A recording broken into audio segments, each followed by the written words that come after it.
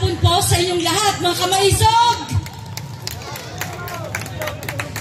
Nandito po ako sa inyong harapan, nagpapakilala bilang ordinaryong tao na ginipit sa panahon na ang Pilipinas ay wala nang makapitan.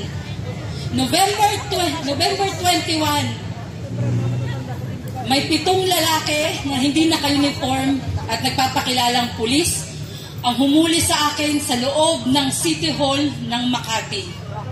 At nagpapakita sila ng papel na isang red notice. Ako daw ay wanted ng Interpol. Sinabi ko sa kanila, mga sir, pasensya na tayo. Baka hindi po kayo nakapag-aral ng batas na ito. Wala pong karapatan ng Interpol sa akin. Ngayon, kung gusto niyo po akong dalhin niyo po muna ako sa 16th floor. Nandun po yung office, ang PAW. Pagdating ko po doon sa opisina namin ng prosecutor, ang sinasabi nitong 7, hindi po pwede. O sige, dalhin niyo po ako sa 15th floor. Nandun naman po yung RTC. So that is Regional Trial Courts. Hindi lang isang korte, maraming korte. Hindi nila ako binigyan ng pagkakataon. Ako daw po hinahanap na ni General Torre at ni Lacanilaw at gusto po nila akong dalhin doon diretso. From the elevator, dinala ako sa Krame. Sabi nila sa akin, ma'am, itabi mo na yung cellphone, yung mga gamit mo. Sinabihan ko sila, sir, ba't ganito? Hindi, wala po akong kasalanan. Hindi ako pupunta doon sa Dubai. Bakit ako may kasalanan na ganito? Bakit ko ako dinadala? Dahil dito sa isang photocopy, isang Xerox ng Interpol Red Notice. At yung Interpol Red Notice na yan, ay may, kung titignan nyo, ako daw po ay may niloko sa Dubai na isang Arabo at hiningihan ko ng pera pambili ng condominium. Very impossible.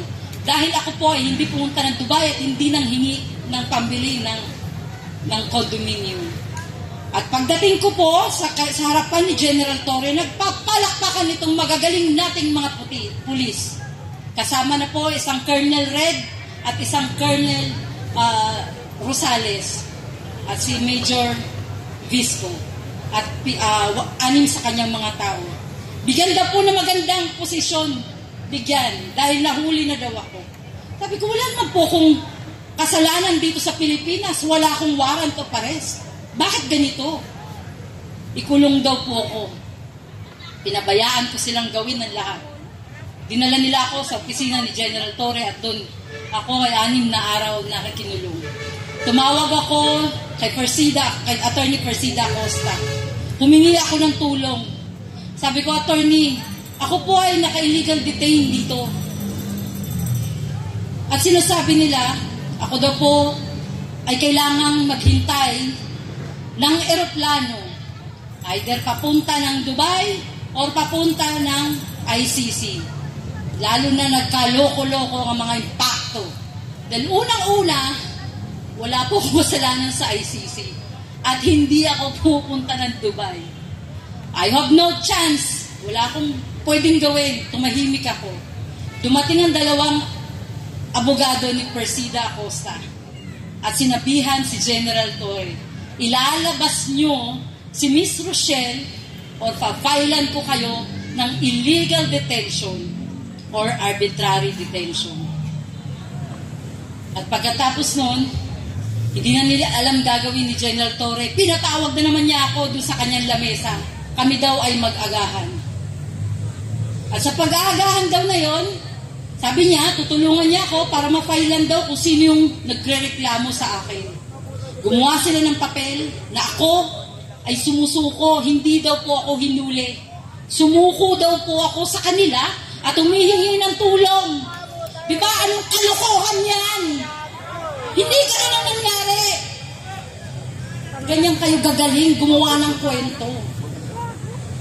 Ano to? Ako nga na ganito, babae, binitbit nyo ng ganun lang. Kailan ako nag-alsa ng galit? Nung nakikita ko lalo na si tatay, Digong ay binibit-bit nila nang hirap na maglakad yung matanda. Ako nga, nakaya ko pa sanang tumayo ng matinag. Ginanon nila, babae. Si Tatay Digong matanda. Ibig sabihin, guys, pati kayo, kaya nilang gawin araw-araw. Gagawa nila kayo ng mali. Gagawan kayo ng kalukuhan na kwentong kutsero na mga fake na kaso at bibit-bitin kayo at dadalhin kayo doon sa Hague. Di ba nakaka-alarma na itong sitwasyon natin? Wala akong magawa kundi paglaban ang nararamdaman ko bilang Pilipino. Kasi puta ka ng gobyerno ito!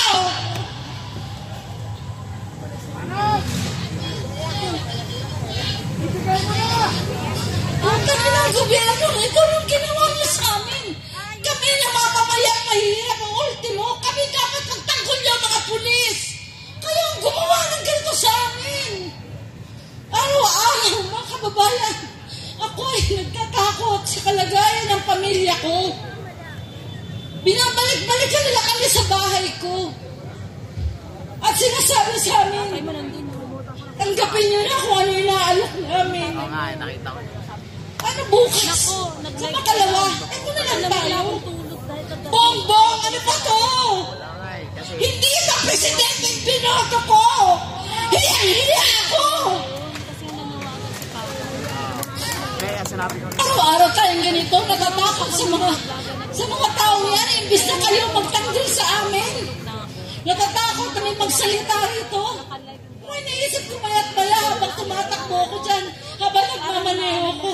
May papatay na lang sa akin. Sinong kalaban ko? Si General Torre na walang katakot-takot. Siyang batas. Hindi niya iniisip may konstitusyon tayo. Bakit siya nasusunod dito? Bakit na siya nasusunod? Hindi ito ang gusto namin. Ang ginusto ng Pilipino, ng nakararaming Pilipino, ang progresibong Pilipinas. Kinawawal nyo ng mga OFW. Wala. Hindi na rin usapin dito ang si Presidente Duterte. Si Presidente Duterte ay simbolo lang natin. Ano pa mangyari kung araw-araw ganito ginagawa sa atin? Di ko alam kung hanggang saan nakapaglalaban. Di ko alam. Pero ang ginagawa ko na lang, pinipilit ko magsalita, ipinapaalam ko sa bawat isa sa inyo na ako ginanito.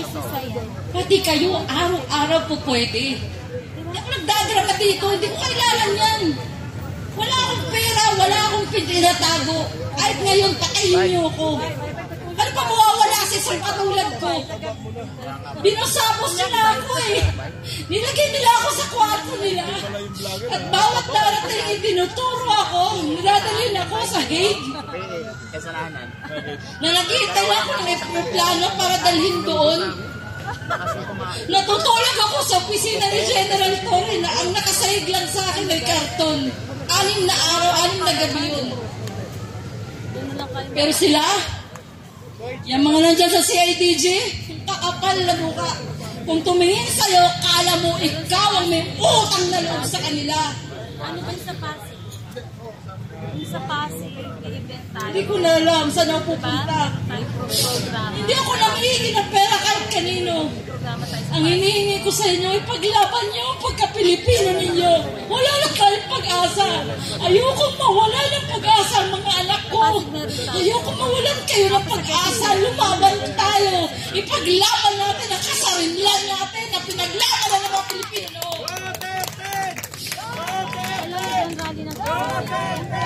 Sunod ang lupa. Kaya, at sakit. Pero hanggang kailan tayo gaganituhin ng gobyernong binoto natin? At ang namamayani ngayon yung mga tao na kinaayawan natin noon. Ang mga oligarkiya na patuloy dyan na minamanipula ang ating gobyernong bangag. Ako lang dito o sa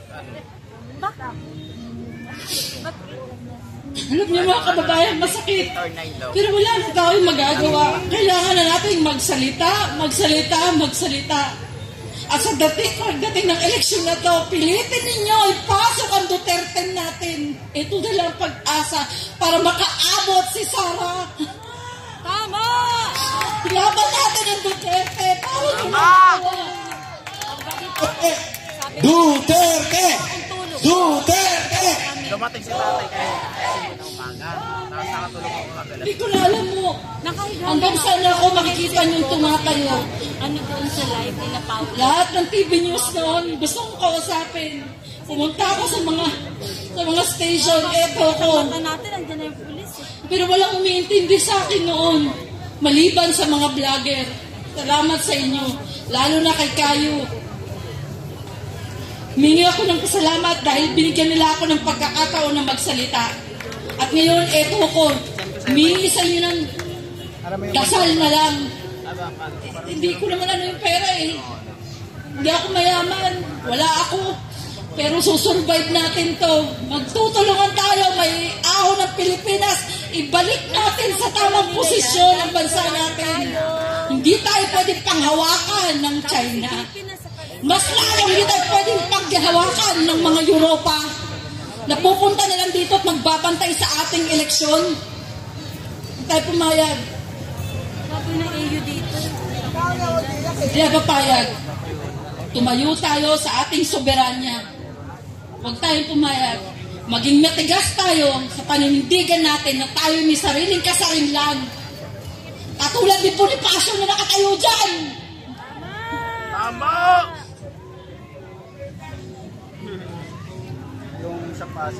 Mga kababayan, ang pag-asa na lang natin ay ang darating na eleksyon. At ang 10 yan, araw-dawa, bigyan pa tayo ng may kapal. Nag-bless sila at ang pusin nila'y panghawakan na panindigan ng katotohanan sa ating bansa. Wala ng pag-asa pag hindi pa tayo gumalaw. Sabihin natin sa ating mga pamilya, iboto ninyo straight Duterte. Sabi siya papaupo. Hindi ko alam. Hindi ako nag-practice, hindi ako nagpupunta ako sa harapan ninyo. Pero makikita ninyo, nandun na tayo, in-entertain na tayo ng media. Salamat sa mga social media, influencer, kay Ma'am Yumi, kay Sir Kayo, binigyan niyo ako ng time. At binigyan na tayo ng panahon ng Philippine Star. Nandun tayo sa Philippine Star. Ipakulong natin. Ipakulong natin yan, si Torre. Ipakulong natin yan si General Torre. Ipakulong yan! Patong-patong ang kaso ng hayop na yan. Diba hindi siyang batas? Hindi siya may-ari ng Pilipinas. Alam mo si Marvin, dapat extend pa siya ng 4 na buwan. Bading eh. Hayop po si Marvin. Yan, pakulong natin. Para malaman niya ng Pilipino, hindi dapat atak-atakan. Hindi dapat yurakan. Hindi mo dapat gawa ng kwento. Ikaw ang magtanggol. Si Marvin. Nagtataka ako sa panahon na to eh. Lahat ng mga natanggal ng panahon ni Tatay Digong, nagbalikan. Lahat ng may dokumento ko sa mga pulis na mga natanggal, nandito na naman ngayon. Eh di ba congratulations? Tangina mo, bango! Diba? Pinatanggal nga ni Tatay Digong, ang dami history. Ito naman si Marcos, may welcome. Binalik niya lahat. Hayop ka ba nga? Mal. Pistiyawan. Ilang pulis na natanggal ng panahon ni Tatay Digong? Yung nainisan ko ngayon. Wala eh. Hindi natin alam anong gagawin. Bakit ganito? Kagabi nga yan. Ang mga walang iya, nagbalikan, binigyan ng tsapa, binigyan ng posisyon, eh di wow, binigyan ng baril. Nag-live ako ng emergency. At ngayon, nandyan sila sa mga presinto, gumagawa na naman ng mga kwento. Dumating na to. At eto si Juan na kawawa, Ay, ito lahat. Salamat. hindi alam paano lalaban ng buhay. Timing lang eh. Kaya mga kababayan, wala na akong maisip na ihingi sa inyo ng tulong. Kundi ipagdasal na sana maawa ang prosecutor, Dito bang meeting Japan? mapakinggan tayo, O sa mabigyan tayo ng magandang desisyon. Hindi siya dumating. April 21 and 28, hearing namin, walang dumating. Pero 4 na pulis na nirereklamo ko nasa labas ng prosecutor, hindi sila pumasok. Ibig sabihin, ganun sila katigas. Ano ba, GC? Diba? Or wala lang talaga silang isasagot sa ating complaint. Press ID. Tandaan nyo guys, lalaban ko ito hanggang sa uli. Sana lang, abutan pa tayo ng Ito katotohanan. sa meeting ka ba? Makabalik lang talaga si Tatay Digong. Para sa meeting ka ba? Di ko alam kung nasa ng kalaban ko eh. Sabi ko nga baka bigla ako i-sniper dun eh. Pero tandaan niyo, pag ako nawala, alam niyo na sino nga hanapan. Diwata! Diba? Sino nga hanapan natin? Diwata! Hanapan natin si Diwata. Diba? Ang galing niya eh. Nung nandun ako sa nandun ako sa opisina nila ng 6 na araw. Tahimik lang ako pero nag-observe ako. Saan nagdayo ng pa? Inalam ko mga pangalan nila at tinakasuot sila ng mga uniforme. Saka ako nalaman ng kanilang mga names. At yun, nilagay ko sa complaint. Muntinlupa. Muntinlupa rin. Kompleto tayo ng ebidensya. At sana, Saan ba yung kayo dati? bigyan tayo ng panahon. Dahil Alam mo, dali O, Pasig yun. ang mga dokumentong nandun ng mga nakita ko, Isang sakay lang ako doon. nakalinya na doon si Magtanong General lang. Bantag, si Tatay Digong, pa ako nung ano na. si Harry Roque, Ako ng show. Show Bolivar. lahat ng kalaban nila, pinila na nila doon. Bababa ng hinabi. Kaya ano nangyayari ito, alam ko na, mangyayari talaga yun. Saan ka ba nang Kabila gagay? lang. Kasi Nangyayari ang panahon, nagdudukutin nila isa-isa, ginawa na lang nila kaming sample. Sa papel namin, na binalabas nila Kanilaw, 4 kaming Pilipino, isang Chinese, isang Jordanian. May pirma, si General Torre at si Lacanilaw. Sa 4 na Pilipino, sabay-sabay kaming hinanap ng araw na yon. November 19, pinagpupuntahan na kami. Yung 2, pinuntahan sa condominium. Bakit hindi sila hinuli? Nagbigay sila ng 200,000 each para hindi sila huli. Eh ako, Hindi ko nga Lumaban ako. napunta nung kay Yorme. hinuli nila ako. Punta pala sa Manny Kinuha Pacquiao. nila ako. Tapos, Sabi nila, sumama ka na sa amin ma'am para hindi na tayo magkaanuhan dito. Nagsalita si Magkapwersahan Bibi pa Sara dito. Napilitan ako sumama.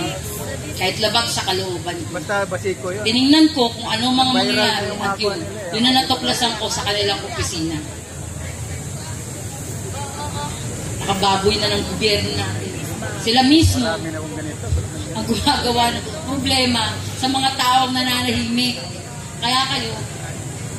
Kaya kayo, mag-ingat kayo at patuloy na magsalita laban sa gobyernong ito. Magsalita kayo na magsalita. Ingatan natin ang bawat galaw natin. Dahil baka yan ang gamitin nila para magdeklara ng martial law. Yan ang iwasan natin. Salamat po. Palakpakan po natin ang isang maisog na babaeng lumalaban dito kay Diwata. Ayaw pa kasi mag-resign, ang kapal talaga ng mukha, no? Pero okay lang po yan.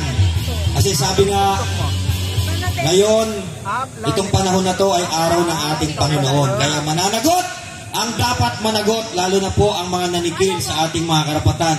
So, ngayon naman po, habang inihantay pa rin po natin ang mga video greetings, nais ko pong tawagan para po sa kanyang pagbabahagi naman ng kanyang mga karanasan, pagbabahagi na rin ng kanilang sitwasyon sa Women's